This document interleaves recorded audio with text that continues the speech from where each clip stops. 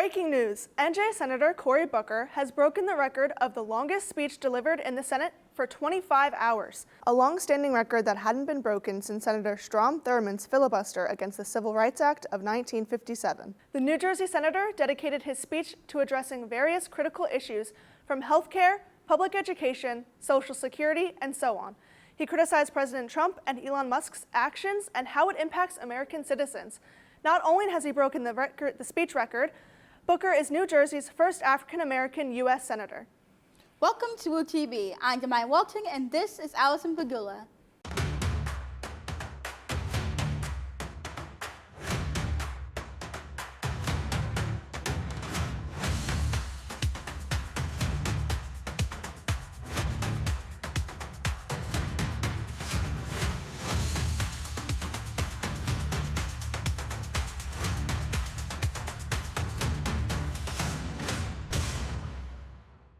On March 20th, President Donald Trump signed an executive order to dismantle the U.S. Department of Education. Our reporter Ashton Ray has an exclusive interview with Widener Vice President of Enrollment, Joe Howard, to learn more. Widener students are concerned about the future of higher education after President Trump's executive order. It's a confusing time. So what you're probably aware of is that President Trump has signed an executive order sort of instructing the Secretary of Education to start a process of dismantling the Department of Education. Now, the legality of that is in question. There are a number of big professional associations that have filed lawsuits to try and stop any of this from happening. I sat down with Vice President of Enrollment, Joe Howard, to learn more about what this means for Widener students. But the other important thing to know is that many of the functions that the Department of Education does are required by law. So there are congressionally mandated things like running the student loan program, operating the Pell Grant program. So those programs can't go away. What I think we're in right now is sort of a period of uncertainty while sort of the legal machinations work their way through the system. With the change, many students are left to wonder if student aid will also be dismantled. There's no indication at this point that students' financial aid is at risk as part of this process. And in fact, our big national organizations of financial aid professionals or admissions officers or college presidents are all petitioning the government right now, both through legal means and other means, to make sure that there's certainty for students going forward. Widener is known as an inclusive environment. I asked Vice President Howard, will the current political environment impact how we foster DEIB on campus? Our programming needs to be inclusive.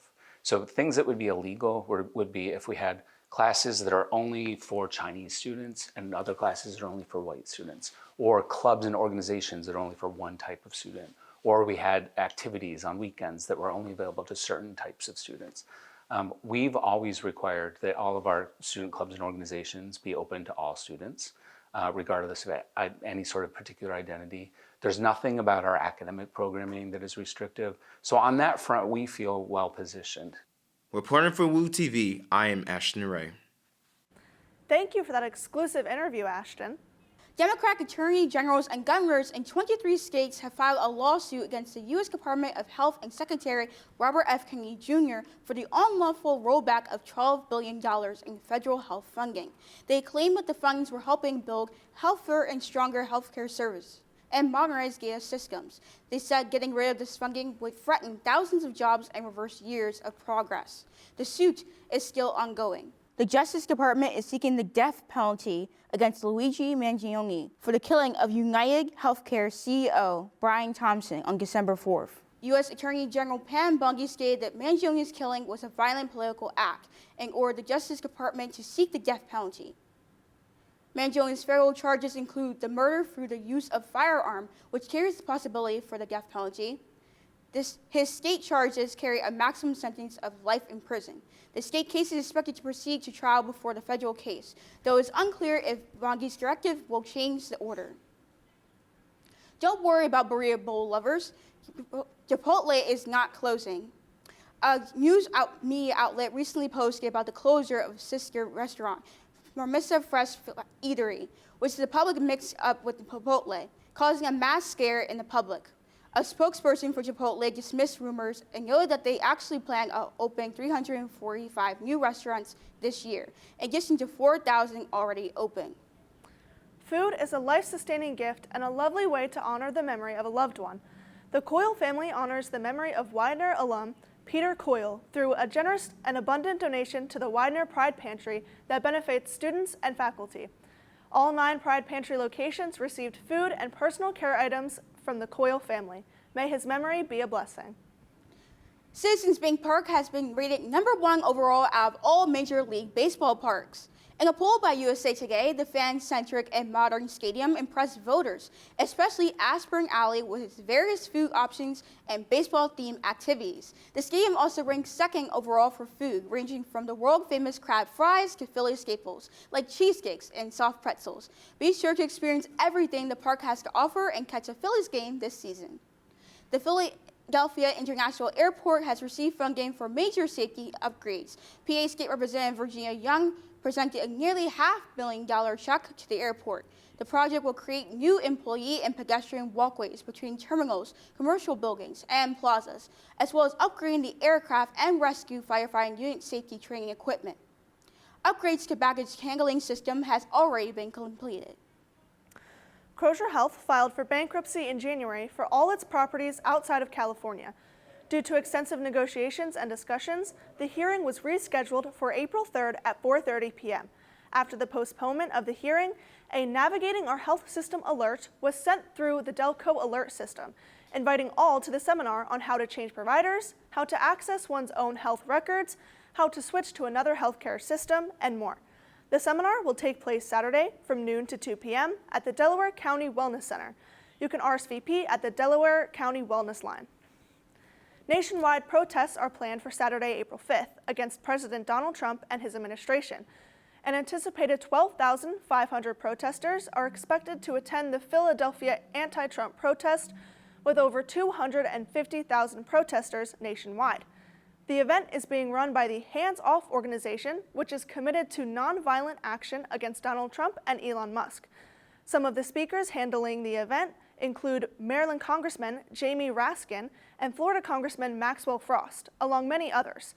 The program begins at the National Mall at noon. Banning the tush push has been on the center of conversations during the NFL offseason. Let's head over to our sports anchor, Anthony Fedeli, to get the scoop. The iconic tush push play is still legal, but only for right now.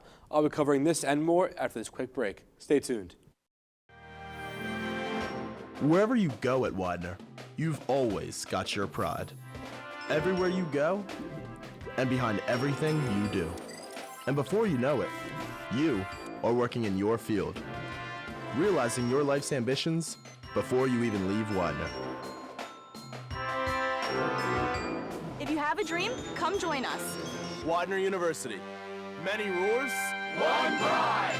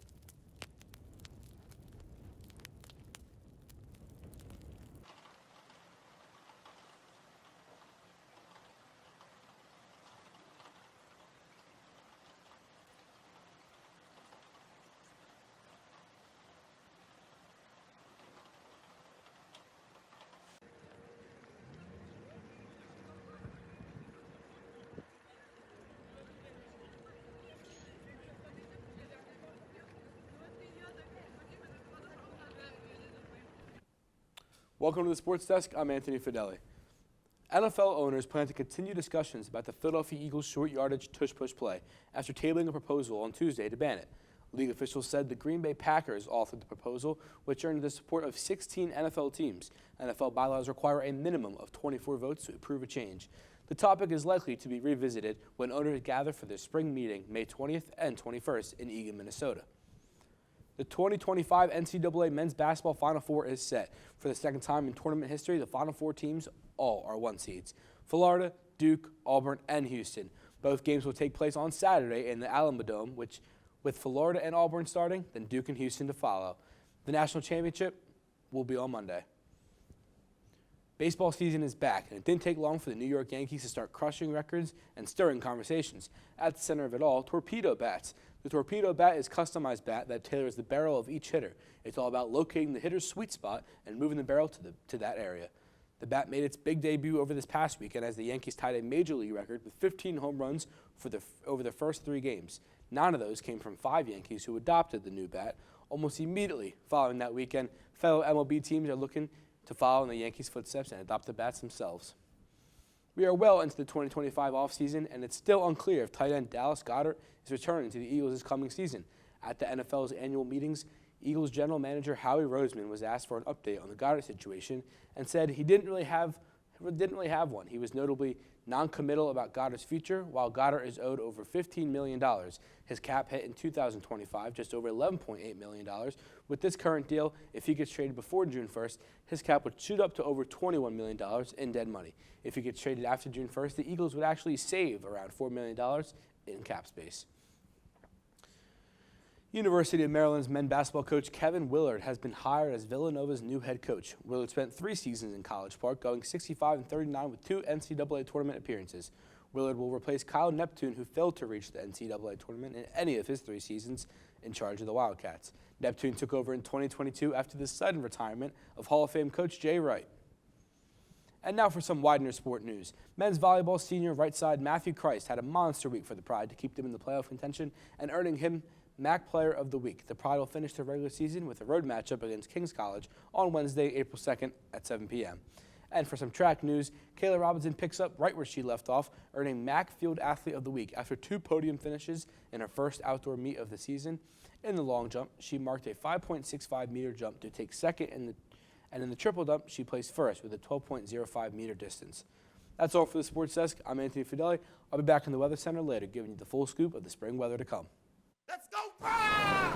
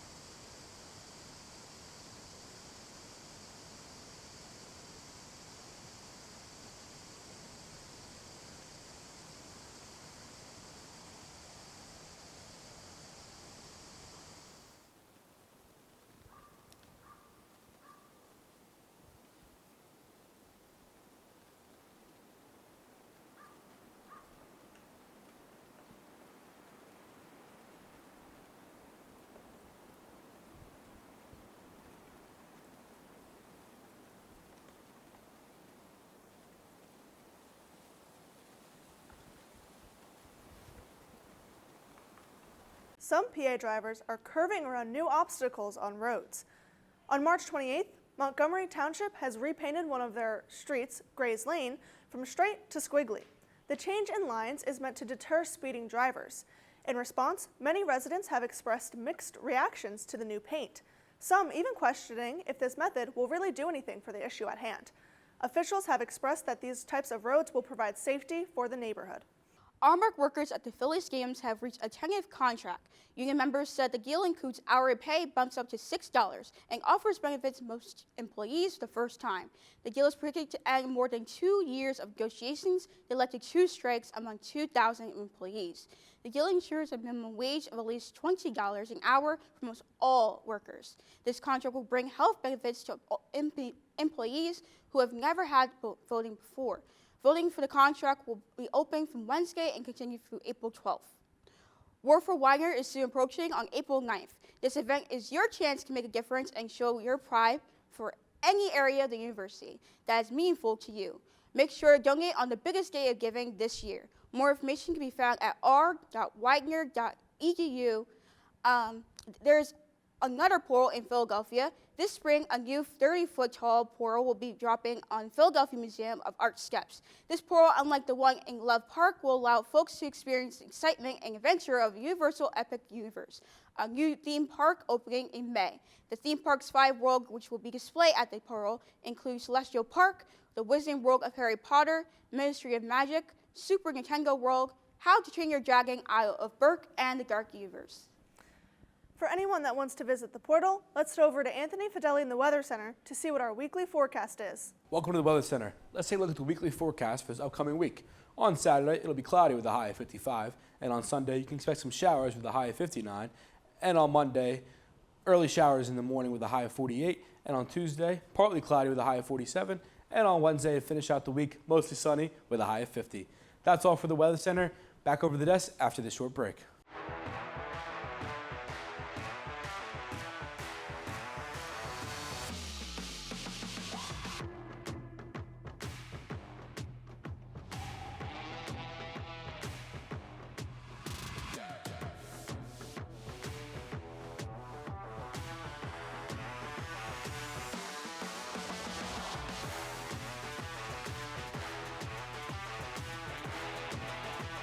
The Handbasket, Gender and Sexuality in the Trump Era, a podcast hosted by Widener's Dr. Carla Baquero and Dr. Mariah Shug, has announced their 3rd episode. For the episode, they were joined by Bryn Mawr College's Dr. Veronica Montez in a discussion about immigration and intersectionality with gender. The podcast is available on Spotify and Apple Podcasts. There are a bunch of events happening on campus this week. Here are some of the highlighted activities. Center yourself with the Black Student Union's Root of Wellness, Elevating Black Health. This event will be focusing on the spectrum of obstacles and triumphs of Black health on April 7th from 6 p.m. to 8 p.m. at Latham Hall. Bat Arts Night, hosted by Widener Theater Company, will be held on Monday, April 7th in the University Center, Room A at 6 p.m. This event is all about making goofy art. There will be plenty of art crafts and supplies and snacks.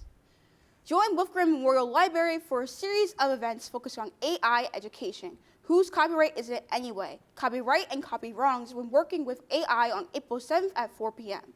Fostering intentionality generative AI and the Framework for Information Literacy will be hosted on April 8th at 12 p.m. AI Ethics and Equity, Who Wins and Who Loses on April 9th at 12 p.m. Leveraging AI tools and library databases for enhanced research on April 10th at 12 p.m. All events will be held on Zoom. Sign up on Evolve. Want to quiz your international knowledge? Caribbean Students Organization is hosting Caribbean Jeopardy on April 9th at 6 p.m. in the University Center Pride Den. Participants will play Jeopardy with Caribbean facts and be able to win prizes. Widener's Spring Concert will be held on April 10th, starting at 7 p.m. in Latham Hall. The concert will feature the wind, jazz, and percussion ensembles, along with the flute and clarinet choirs. On April 15th at 7 p.m., there will be another concert showcasing the percussion ensemble musicians in Kapelski Recital Hall. Admission is free for all. Thank you for watching Woo TV. Make sure to stay up to date by following our socials at WooTV_Productions. For the whole behind-the-scenes crew, Anthony Fedeli and Damya Walton, I'm Allison Padula. Good night.